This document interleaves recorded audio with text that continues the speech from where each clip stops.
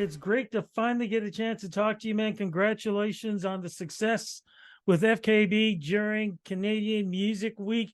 For folks who don't realize it, man, what happened with you guys? Because I got a chance to host a certain event that you guys ended up winning. Yeah, thank you so much, and thanks for meeting with me today. What was the event, man? Do you remember? Yeah, it was the Jim Beam Talent Search, the Jim Beam National Talent Search, at the Drake Underground in Toronto. And you guys won, man. And you guys were up for with some stiff talent, man. What was that like for you? It was cool. It was great seeing how different all the different acts were and how just put together and polished each of them were in different ways. So it was kind of, we didn't know what was going to happen because we played our set and then we went up first, so we got to see everybody after us, and everybody we saw were like any single one of these people could win this. It was really cool. It was great to be in a room with that much talent. But I'll tell you something, man. Afterwards, everybody said the same thing. You guys deserved it. I mean, everybody was great. You guys deserved to win. I got to say, I've never seen a band like yours, period. You Oh, guys are so unique in not just even before you hit the stage, it's almost like you guys are putting on a show.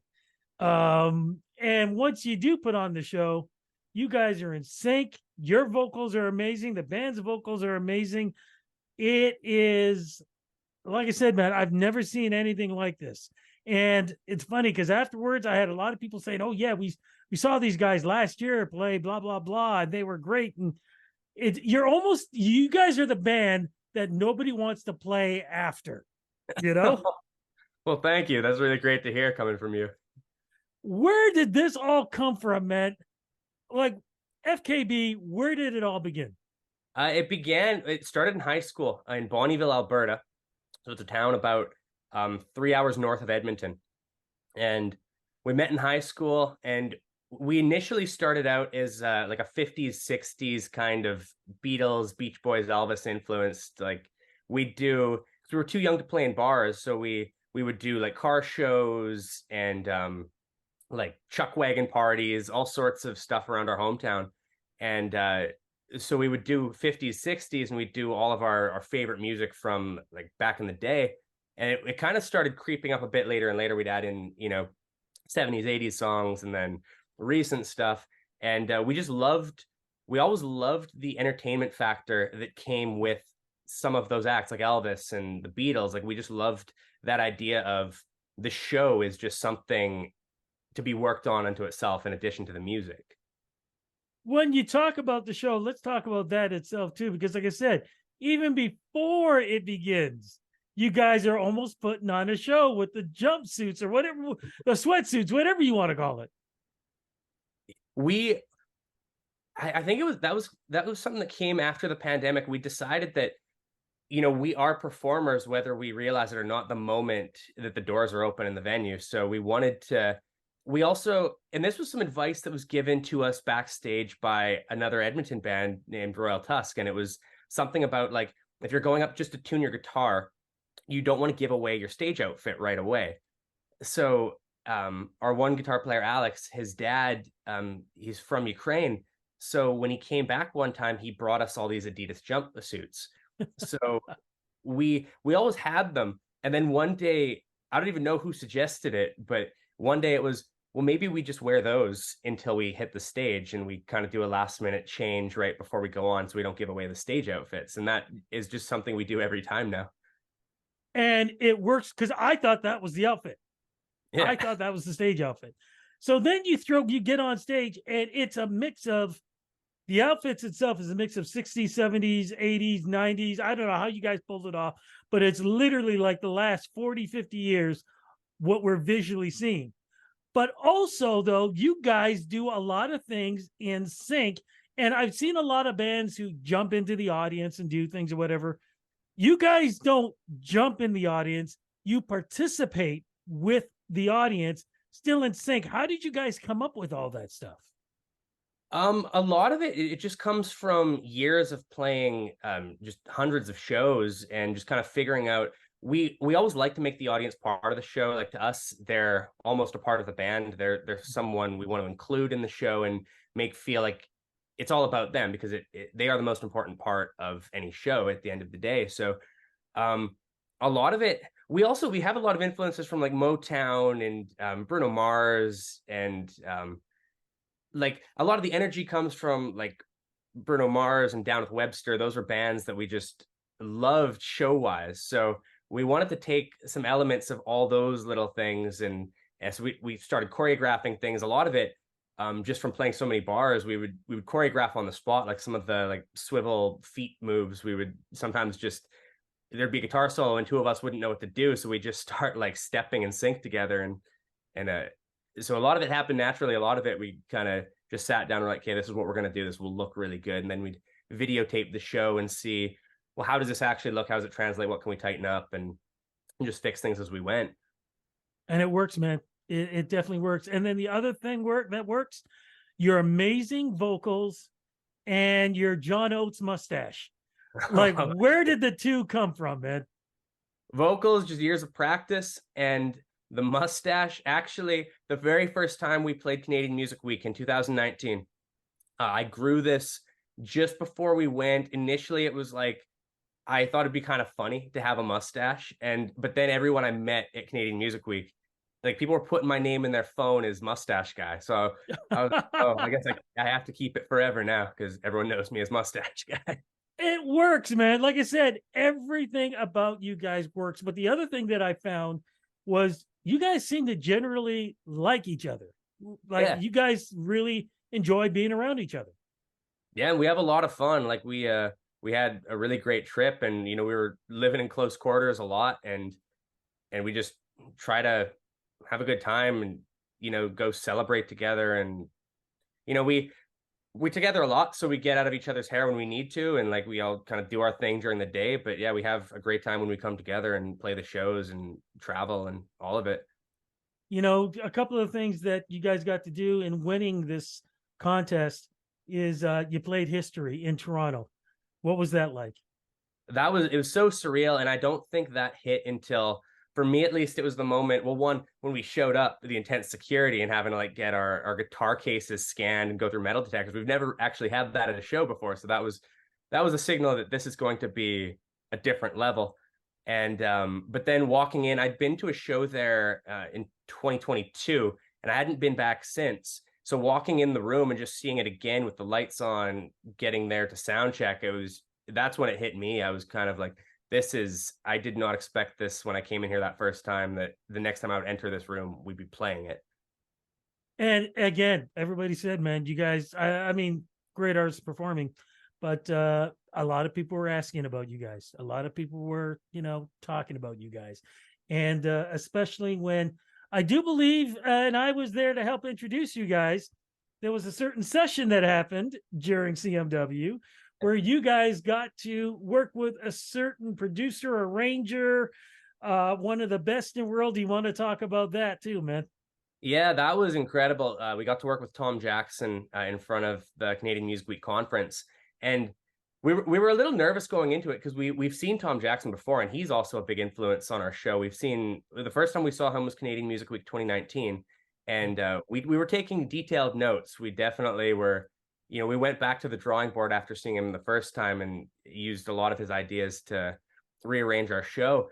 And it was cool, and it was intimidating because obviously he's someone we look up to and have looked up to for a long time, and the way he designs live shows. But we got to meet him backstage before, and he was just a super nice guy to talk to, and just wanted to get a feel for us, and had been doing his research, was talking about our music videos. So it was great to see that he'd been preparing for us, and then when we got to go out there, it was great because we wanted to do something that we'd already worked on, because we wanted to see what he would change in something that we've already kind of used his own notes to create. So that was really cool, getting to get his live feedback and just get ideas of, what can we do differently, what can we expand on, and it was just incredible getting to do that.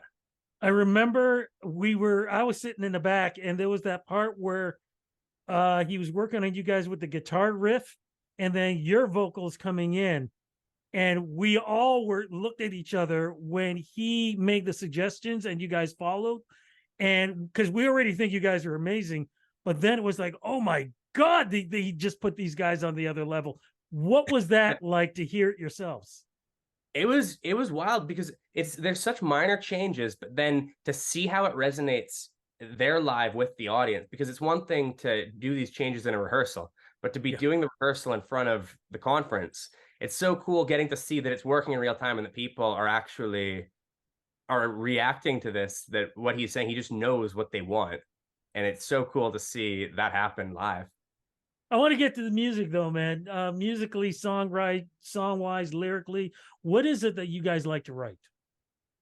I would say it's indie pop. Like it's very much, we love that Foster the People, Portugal the Yeah. Man, mixed with a bit of the Weekend. Like we love I personally love pop music. I've always been just so in love with just so much of this great music that's coming out, and especially recently, a lot of people are taking a lot of elements from the 70s, 80s, and bringing it into music. Like the Weekend, Silk Sonic, they're doing such cool stuff, and we love this because that was what we started as. We started looking at the 50s, 60s, and for us, we want to bring flares of Motown, of like the Beatles and Beach Boys into our music. And it's really cool because I feel like we can do that, and it suits what's happening and what's current, and these genres that are happening now. And we're just loving so much of the stuff that's hitting Spotify and just like playing on alternative radio and top 40 radio. Like there's just so much cool music happening right now, and we just love all of it and want to be part of it. Oh, you deserve to be there, man. And I said, if you guys were out 78, 79, you guys would have been massive because at least back then, radio was a little bit more friendly when it came to artists, and especially with Canadian artists too. Right. What single should we be looking out for right now too? Because I loved all the songs that you guys were performing. Oh, thank you. Yeah, the most recent single is "Beautiful Fantasy," and "Glow" was right before that. "Glow" is pre-pandemic. We paused releases until after the pandemic. But then we were working on some new music that will be out probably around the fall. We're just working on some music videos and getting everything ready for that. So let's talk about Beautiful Fantasy. What is it about? So "Beautiful Fantasy" it's just kind of that euphoric feeling that comes with a new relationship, and it's just trying to capture in song. "Beautiful Fantasy" was actually one of the first songs that we wrote in this new indie pop style, because we'd been doing very much more of a straightforward rock sound before, and this is when we started incorporating synths and electronic sounds into it. And it was that was a really exciting one because we wrote this one with Dan Davidson and Clayton Bellamy, and it was one of those moments where everything just escalated every time we would meet. So like the song was one thing on my initial demo, and then met with Dan and Clayton, and then it just hit a new level, and then we sat on it for a couple of weeks, and we met again, and it just hit a new level, and every time it just escalated every time we would sit to work on it. And it was just such an incredible feeling having a song just make leaps every time we would meet on it. So the question that was asked over and over and over, why are you guys not signed? Can you answer that? I don't know. It just hasn't happened yet. Is it that you guys are just, waiting for the right deal? Or because to me, you guys should be like playing bigger. Like I could see you at Massey Hall in Toronto or things like that, or filling up history, or venues like that. I could see it clearly. You guys headlining. Oh, What thank you. what is it that you guys are? Are you just waiting for the right deal? What is it? I think, at this point we've kind of been polishing our craft. And I think um at this point, yeah, we're meeting people, we're seeing who's the right fit. As we've built our team, we've done it slowly, and we've done it carefully. We like to have everybody who's part of our team just really buys into what we're doing, and is almost a part of the band. Every single person who we've been working with, and we really like to get those kind of relationships where people almost feel like they're family, and that we look forward to going out and seeing on the road. And so when that opportunity presents itself, we'll definitely be waiting for it. Okay, so um, when are you guys back on the road? And if you are on the road right now, what's going on with that? We actually are on the road right now. We are playing festivals all of July. We are in Kamloops on July 17th. We are in Saskatoon next week. We're in Emma Lake next week, Saskatchewan, just north of Prince Albert. We are in Red Deer on the 21st, and we're in Edmonton on the 26th. I feel so bad for whoever plays after you guys, man. I would be so pissed. I'd be like, can you wait an hour at least? Like, can you let this die down? And you were mentioning it earlier. When is the music going to be happening? In the fall, most likely. We're just kind of getting the promo stuff ready for it and getting the music video and some photos and everything all sorted out before we set a hard release date on it.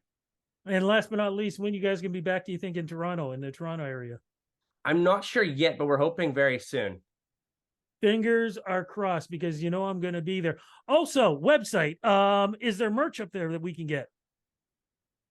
It is on our website. You can go to the shop page on our website and you can get it all and it'll get shipped straight to you.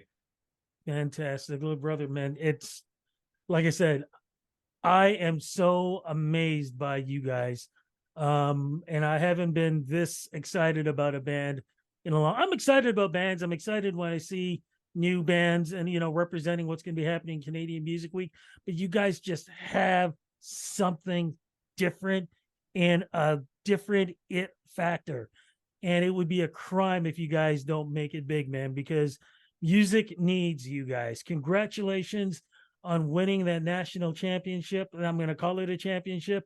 Congratulations on the success that you guys have had so far, and looking forward to everything you guys are going to be doing. I cannot wait to talk to you guys on red carpets, backstage, Junos, Grammys, whatever else that's going to come in mind, man. You guys are going to be there because you guys absolutely deserve it. Congratulations. Thank you so much. Yeah, we look forward to talking to you too.